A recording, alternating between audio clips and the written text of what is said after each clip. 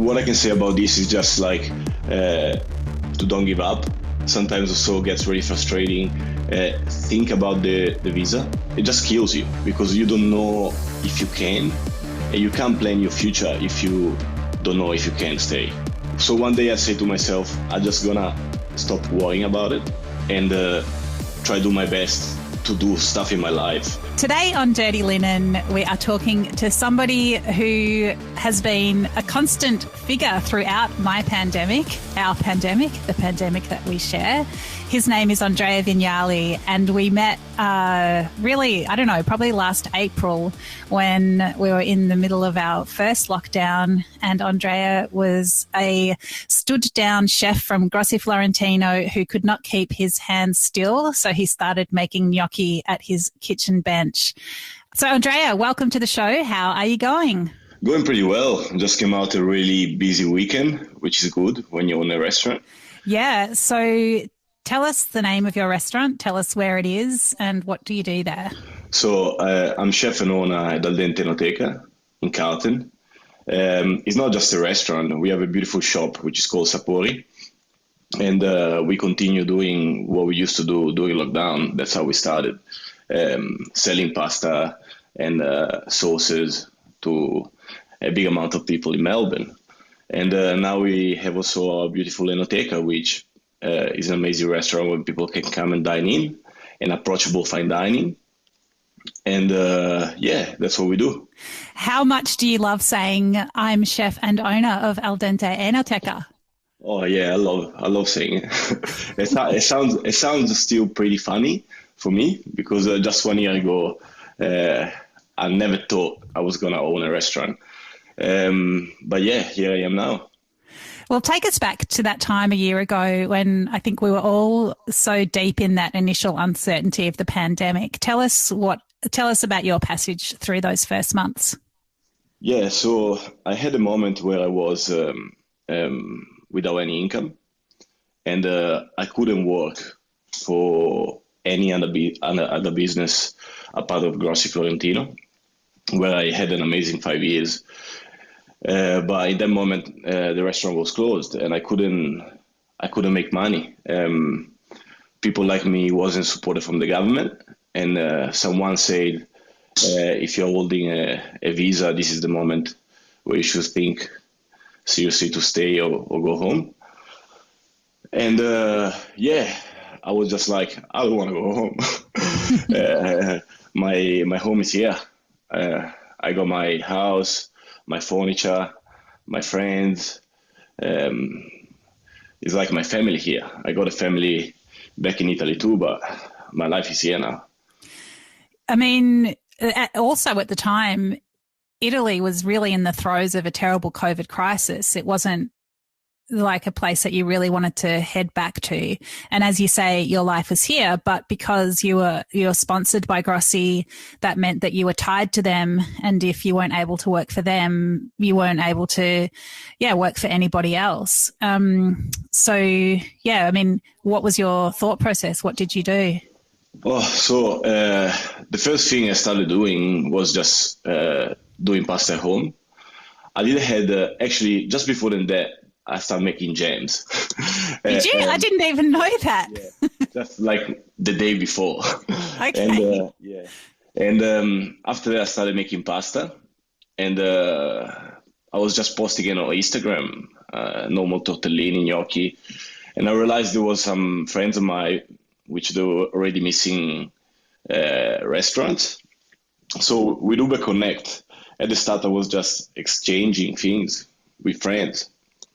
And they started posting tagliatelle from Andrea, stuff like that. And 1 week after, I was doing just by myself at home, $500, $600 in sales. Yeah, and after I met you, Dani, and Lyndon, and what was it, a couple of weeks after probably, I was in a city in a huge pub, cooking for 300 people a week. Yeah, it's so I don't know if funny is the right word, but it really makes me feel very emotional to think back on that time, and how fast things were changing, how urgent things were. So you mentioned Lyndon. So Lyndon is one of the owners of a startup called Kookaburra. It's like an ordering platform that was built to give home chefs the opportunity to sell their food online. It's like a more streamlined way of doing it. I connected with him somehow, and then we connected with you somehow. I don't even remember how it happened, but before I knew it, we were getting your like Instagram business. I mean, Instagram was still very important, but we got this online platform behind you, and you were able to take more orders, collect the money in a streamlined way, put out weekly menus, all that good stuff.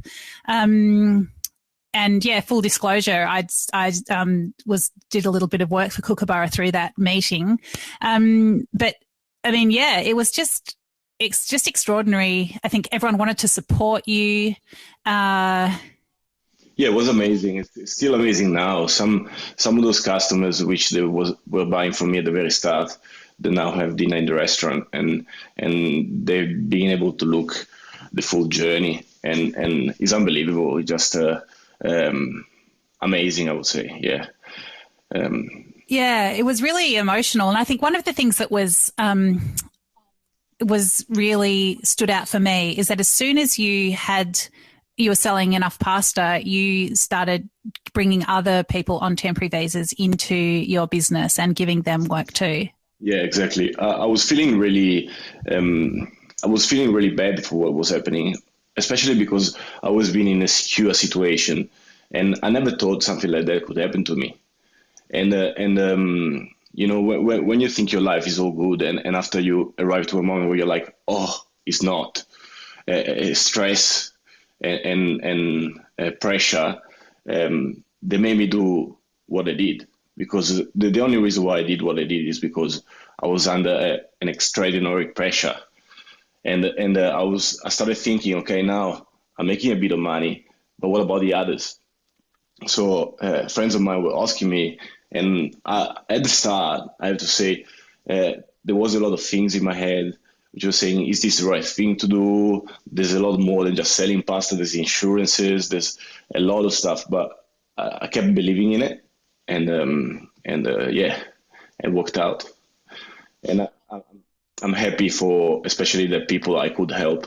There's something me and Davide always say, because after when Davide started doing it with me too, during the second lockdown, we had a moment where we were paying a lot of people, and we weren't making money. And we were like, oh, at the end of the day, we're here all week, work like dogs from the morning to night, and there's nothing in our pocket. And we were looking at each other, we were saying, at least, some people's got a job. That's pretty amazing. You definitely created a really beautiful community around you the Cooper's Inn where you were doing the cooking, the owner there, the Kookaburra guys, the people that you brought in, and including beautiful Pranav, who we had on the podcast a little while ago, who's, this highly qualified hospitality professional who's doing deliveries for you. That's just a really good thing. And I mean, let's just make it clear that the product is great, right?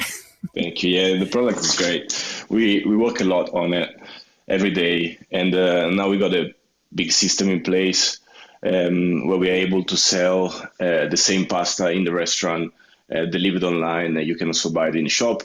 Obviously, in a restaurant, has a little twist, and there's things you can't buy online. But we work a lot on the product. We work a lot on the food and on the flavors, especially. So what's a key dish for you guys? Oh, definitely the cacio e pepe. But tell me about that. Cacio e pepe was one of the first pastas we did during lockdown. I was actually it was just the very start of the journey, and some people were speaking about me, and I needed to think about a special, but there was no money in the bank. I couldn't do lobster. So I just did a simple fondue with pecorino, and I was having lunch with my friend Jaco. You probably remember Jaco. And we were thinking, what do we do? What do we do? And we were eating a cacio e pepe. And I said, what if we do a cacio e pepe, but with the filling inside instead of have the sauce outside? And that clicked. And we started making it. And now, yeah, every week I have to do 50 kilos of filling. Wow, I love it. It's such a simple filling, just the cheese and the pepper, but it is really, it's just one of those combinations that is always going to be in fashion. It's absolutely delicious. And I think, light bulbs, fireworks, sirens would have gone off when you had that idea. It's pretty genius. And the good part of the journey is the fact at the end of the lockdown, we were doing lobster and lasagna with truffle. So, we couldn't at the start, but we ended up doing it. So that was great. I love it. So, you said you had 5 great years at Grossi for your 5 years in Melbourne. At what period, doing Al Dente, doing your online business, did you think, maybe this can be my thing? Maybe I won't go back to the job even when it is possible? So, first of all, I want to say, I really never thought I was going to leave Grossi. I always thought I was going to get my PR there. It's an amazing place. What Guy and Roddy do every day is just special. And the reason why I was working there is because every morning when I was working and I was smelling the beautiful sourdough, and Guy is there at 8 o'clock chopping lamb, and he's got his first friton, and it just was really home for me. But just the situation, when I realized I could do something mine, that was the moment where I started doing it, not before. And one thing I always say, and we like to say, everyone in Al Dente knows, is actually, I also have it on my wall in the room, is see the possibility, not the problem. And when that happened, I think I just saw the possibility. Wow, that's pretty great. Were you always that kind of strategic thinker, or is that something that sort of grew up in you through the pandemic? No, I had that in my room before than that. So I always been like that. I always said, especially when I hear a lot of people complaining and a lot of people talking about what goes wrong. I'm like, if you don't like it, why you do it? Or if you don't like to work in that place, why you work there? Do something about it. And I've always been thinking like that. And sometimes I'm really hard with myself. But in my head, that's the right way to be. Because when you say you excuse yourself why you couldn't do it, that's why you're not going to do it properly. But if you say the reason why I couldn't do it is this one, and next time I'll do better, that's when the next time you do better. So, well, I think you've certainly had enough problems to work your way through over the past year and a half. And if I think about talking to you along the journey of building the restaurant, I guess whenever you're renovating things, whatever can go wrong will go wrong. Everything will take longer and be more expensive. But what was the journey of creating your bricks and mortar business like for you? Oh, was really hard, especially because at the start I didn't know if I could do it. And I'm still not a permanent resident. And visa-wise, it's been really hard. I don't think just this really hard I can explain how hard it's been. Now I'm lucky, and my partner, Michelle, can keep me in the country. I can run my own business. And but there's a lot of things, a lot of little things which make the life of an immigrant really hard in Australia. And so about this, I want to say I'm hearing also your podcast, and there's a lot of business owners which have been through a really tough year. But I want to speak especially about all the workers, all those workers which they left the country because they didn't have any other choice. And I know there's some people which is struggling because they don't have what they had before. But there's also these guys which need really to find money for pay the bill at the end of the week, and they can't work certain amount of hours, they can't work in a certain place, they can't do this, they can't do that. And I just think we should go a bit more, like they should go a bit more deeper in the people and see what they can do and why they do it. Because it's a lot, and I find it a bit hard to explain it too, because I get a bit moves me, like, but it's just not easy. And some people doesn't know it, because the only way to know this is be an immigrant during this period. So you probably don't, you probably know it, Dani, but because you helped me, for example, because you understand it. But I'm sure there's a lot of people which doesn't. And I would love to have the capacity to change this. I definitely don't have it, but what I can do is speak about it.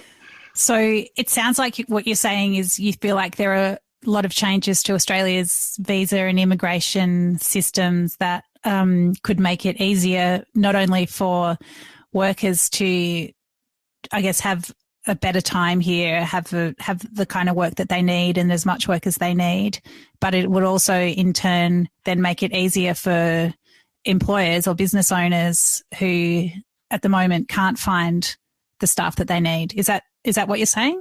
Yeah. I'm saying pretty much that, but I'm also I want to let people know how it's hard, especially for the employers, because not everyone really knows. You know, when I was speaking about people, when I was speaking about business owners, I was saying they speak and explain how their year has been hard during COVID, but they don't really know how hard it's been for immigrants which they are on visas at the moment. And I hear a lot of things like, for example, rich families say, "Oh, this week we couldn't attend to our villa in Bali," and they cry for that. But you know what I'm saying? You know, there's bigger problems, and I say, like, to so many friends, bye, and I don't know if I'm gonna see them anymore. They left the country, they can't come back, and yeah, it's just pretty terrible, I reckon. And the ones which they're here are the strongest ones, and because they found a way to stay here. And but I'm sure there's some which they left who they could stay here and have a life here anyway. Absolutely. There's so many people, if only they were still here. And I suppose, you know, at the top of all of this problem, you know, is what you mentioned, you know, like the statement at the start of April last year from the Prime Minister that if you can't sort yourself out, then go home. I think there's that underpinning lack of compassion and appreciation of the real life situations that people find themselves in. People that have been welcomed to this country, employed in this country, doing everything by the book, feeding people, washing their dishes, delivering their food, all those things. And it's just, if everything was looked at with a more compassionate eye, then I think things would have been very different. Exactly. That's what I meant. Thank you, Dani. Sometimes my English gets a bit, especially when I get emotional. But yeah, you explain exactly what I meant. Yeah. Well, it just really sucks. And I guess now you've got the complications of being a business owner and looking for staff, and you're also in a situation where you still have that vulnerability of not being a permanent resident. Yeah. No, I have to say I'm really lucky at the moment. We are really lucky. The people who works with us, for example, if I speak about the boys, I would like to mention them. I have Leon, which is an immigrant like us. He comes from Bali. There's Cindy, an Italian. Oz, another Italian. Ilaria, another Italian, which serves customers on the floor. They are all on temporary visas, and they all suffer and really find hard to keep living in this country, but they really want to. And we are all there with the same type of goal, And so I'm lucky to have these people. They really want to work with us, and I really want to work with them. And I'm not complaining about finding stuff at the moment, I have to say. I'm happy with the stuff I have. And yes, if there was more of them, more of us, maybe I could open every lunch. But I do what I do with what I have, and we are good. Well, that's great. But,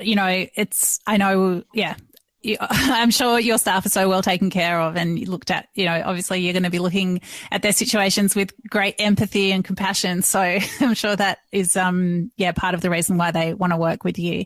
I do find this whole thing so incredibly frustrating and upsetting though, Andrea, that, and I said it, when you opened the Enoteca and I made a little speech, what I talked about was that this is a great Melbourne story, and what you're doing is what Melbourne has in large part been built on. It's immigrants who've come here and brought their skills and their talents and enriched the city with their gifts, and that it's made so much more difficult for you than it should be is just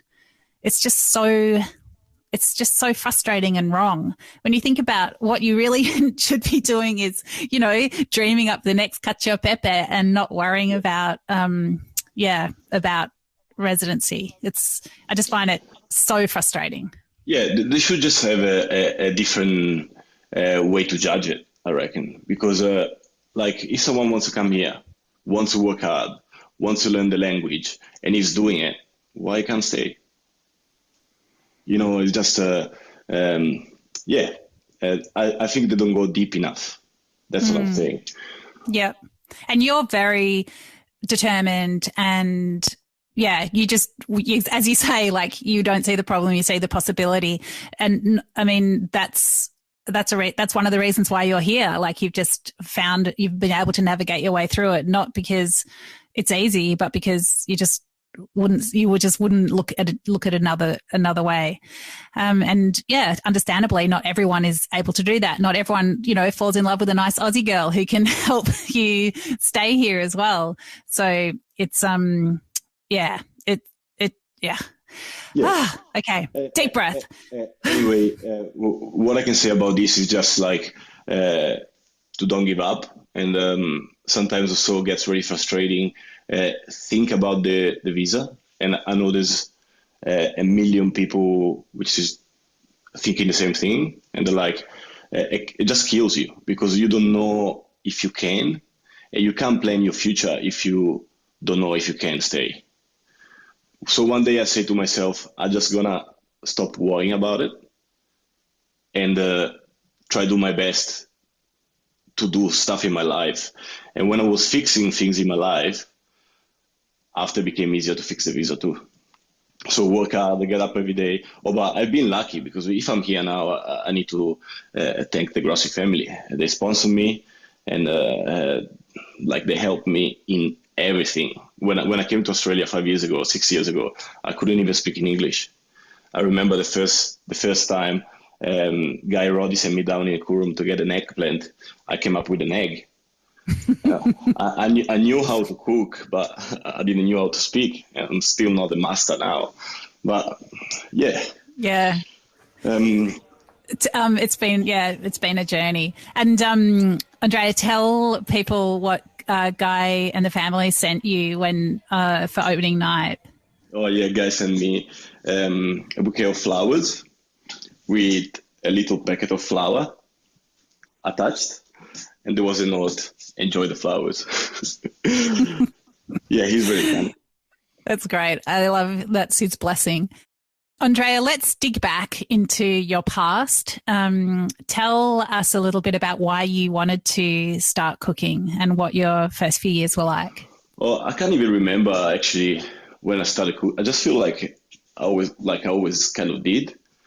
My uncle was owning a restaurant in Liguri, and when I was a really, really young kid, I was helping him with the pizza dough and bringing the wood for the fire oven up, and I was doing those kind of jobs when I was really young. And I remember when my mom and dad were coming back home from work, I was kind of setting up a dining experience with menus, and I was burning a lot of stuff, but I always tried. And I was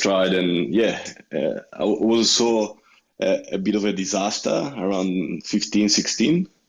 Not really good at school, not really good. We studying mathematics and grammar. But I remember when they put me in the kitchen, I was the quickest one peeling potatoes. And so I said to myself, maybe I should do this. And so what did you do? Oh, I kept doing it. From those days. I worked in Michelin stars, and I just keep pushing myself to get the best out of it. And also I realized sometimes,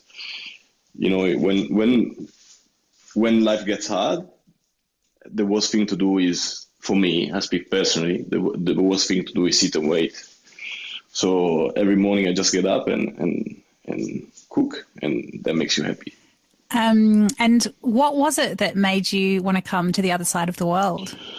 So when I was probably 21, I finished my experience in a Michelin star, and I started working in a smaller restaurant.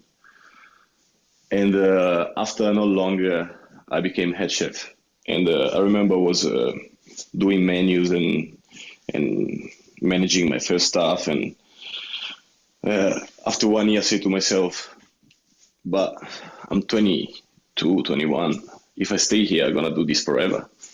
So I remember I just Googled, literally, best place where to travel in the world. with good food. It's really funny, but that's what I did. And I started reading and documenting myself, things about Melbourne, and I got a flight.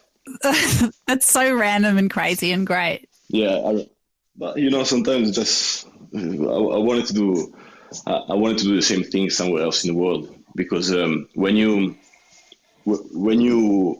stay forever in the same country, I just feel like your mind becomes limited. Traveling and discovering new things is a new open world. What I learned here, I can do it one day in America, or because I speak the language, especially. And And so, did you come here on a tourist visa, or did you get you sponsored from overseas?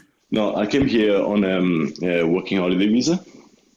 Yeah. And I started working at Grossi straight away. And and after I stayed there for 5 years, never moved. Did someone tell you about Grossi, or was it also some Google accident of fortune? I sent a resume from Italy, and they told me to go and talk to them. So I remember I sent it to them, Attica, and Vieux-le-Monde. Okay. And Grossi was the first one replying, and Vieux-le-Monde replied. After 6 months, I was already there. So. Okay. So, I mean, what do you think about coming to Melbourne to cook Italian food? I mean, did that feel strange? Did it feel normal? Was there a different spin on the cuisine of your home country?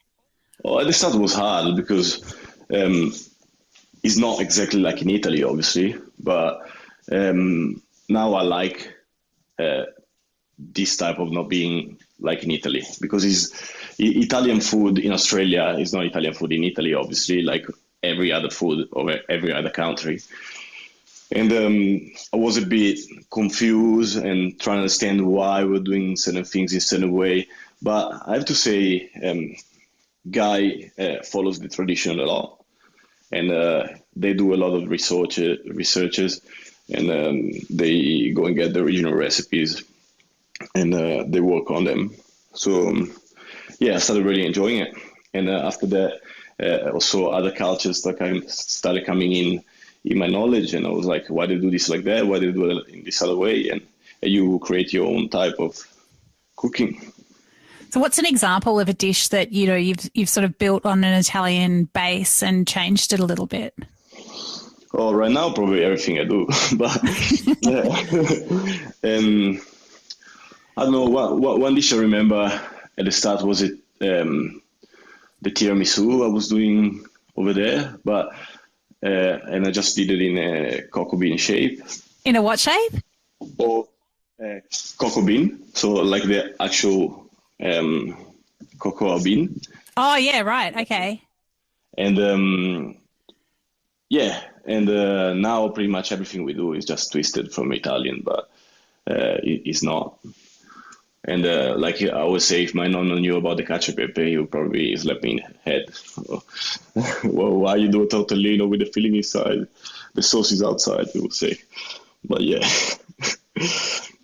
Is that part of the reason why you fought so hard to stay here? Or, I mean, because part of me thinks like if it's so hard, like there must be something about being here that you really like to battle through. Oh, because this is the place where I want to stay at the moment. I wanna bring to term what I started, and was my choice. I took the choice, and until the end, I will continue.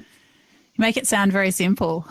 It's not that simple. It's definitely not that simple. But now for the who knows how many years, my future will be in Nicholson Street, and I definitely won't move. I like what I'm doing, and it's a lot of work. It's really hard.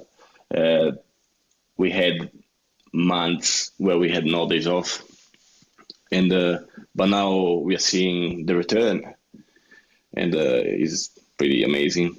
Yeah. And so what's how's the restaurant going? Are you getting people coming? So we are fully booked for the next 3 weeks. We got some spots on Friday's lunch, but yeah, this Saturday we had 60 people on the waiting list. Oh my God, that's amazing. And the best part is at the start was a bit, how I was saying before with the staff, I didn't know if I could keep open always. And I just reduced the hours of the restaurant. And during the week, we concentrate more on prepping for the platform and for the shop. And yeah, we open from Wednesday night until Saturday night and Friday, Sunday lunch. It's so interesting, like I guess a lot of restaurants added additional income streams to what they were doing just out of necessity. They started doing takeaway and they perhaps hadn't done it before.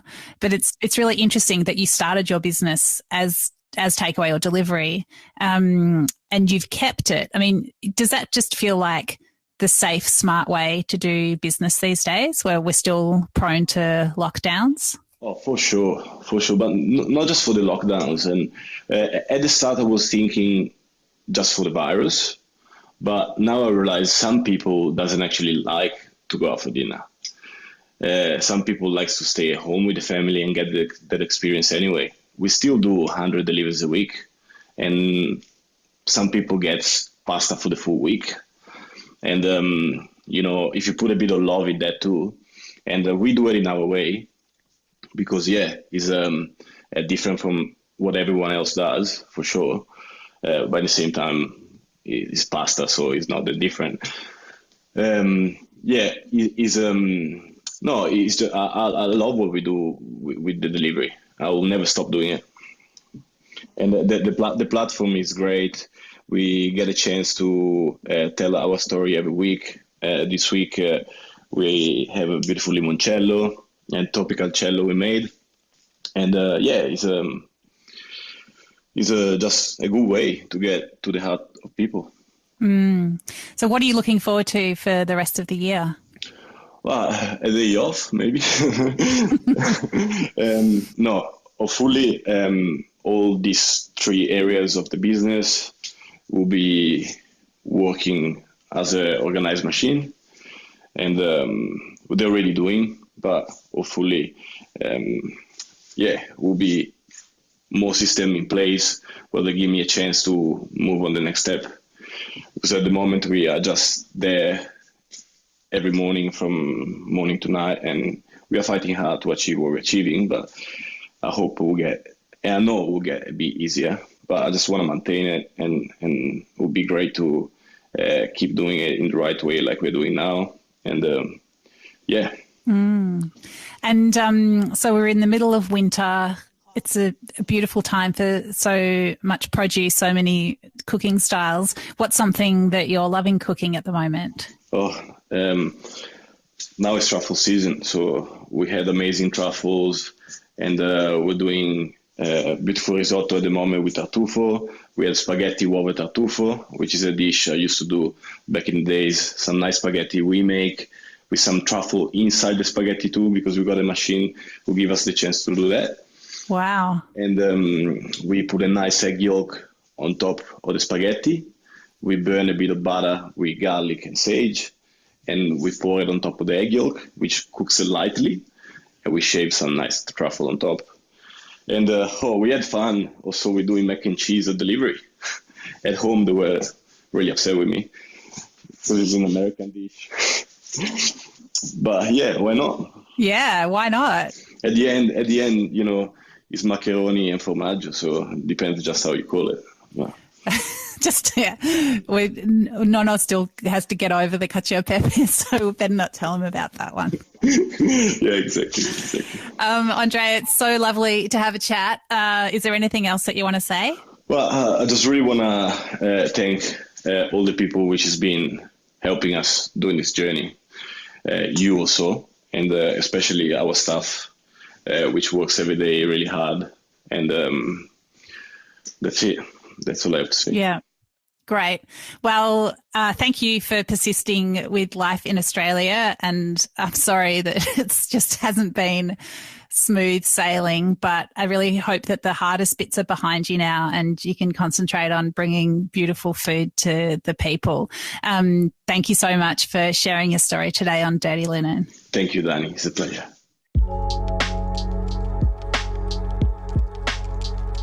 This is Dirty Linen, and I'm Dani Valent. We air the issues that the hospitality industry finds hard to talk about. We spend a week thrashing around each issue, hearing from different people with unique perspectives. We want to hear from you as well. If you have something that needs to be said about a topic, get in touch so we can include your perspective. Contact us at dirtylinen@deepintheweeds.com.au or hit us up on Insta @Dirty Linen Podcast. We can't wait to hear from you. This